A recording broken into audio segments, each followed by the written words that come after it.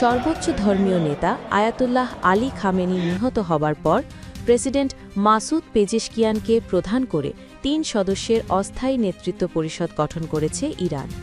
দেশটির সরকারি বার্তা সংস্থা ইসলামিক রিপাবলিক নিউজ এজেন্সি এর বরাত দিয়ে এক প্রতিবেদনে এ তথ্য জানিয়েছে এএফপি। অস্থায়ী নেতৃত্ব পরিষদের বাকি 2 সদস্য হলেন দেশটির বিচার বিভাগের প্রধান গোলাম হোসেন মোহসিনী এজেই এবং ইরানের প্রভাবশালী সংস্থা গার্ডিয়ান কাউন্সিলের একজন জ্যেষ্ঠ আলেম। গতকাল ২৮ ফেব্রুয়ারি শনিবার ইরানের যৌথ সামরিক অভিযান শুরু করে যুক্তরাষ্ট্র এবং ইসরায়েল। তারপর গতকাল রাতেই ইসরায়েলের প্রধানমন্ত্রী বেঞ্জামিন নেতানিয়াহু জানান যে খামেনি নিহত হয়েছেন। তারপর যুক্তরাষ্ট্রের প্রেসিডেন্ট ডোনাল্ড ট্রাম্পও খামেনির নিহতের তথ্য নিশ্চিত করেন। আজ রোববার বাংলাদেশ সময় সকালে সরকারিভাবে খামেনি নিহত হওয়ার তথ্য স্বীকার করেছে ইরান।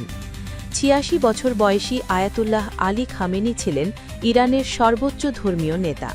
ক্ষমতাসীন শিয়াপন্থী ইসলামী প্রজাতান্ত্রিক সরকারের সামরিক বিভাগ, বিচার বিভাগ, রাষ্ট্রীয় গোয়েন্দা বিভাগ সহ দেশটির সর্বক্ষেত্রে খামেনির প্রভাব ছিল অত্যন্ত গভীর এবং সর্বব্যাপী।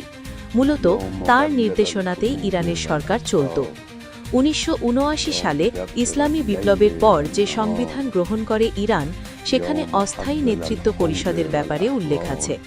সংবিধানের ১১১ নম্বর ধারায় বলা হয়েছে, যদি সর্বোচ্চ ধর্মীয় নেতা লোকান্তরিত হন কিংবা দায়িত্ব পালনে অক্ষম হয়ে পড়েন, তাহলে নতুন সর্বোচ্চ নেতা আসার আগ পর্যন্ত ইরানের সার্বিক নির্বাহী দায়িত্বে থাকবে অস্থায়ী নেতৃত্ব পরিষদ।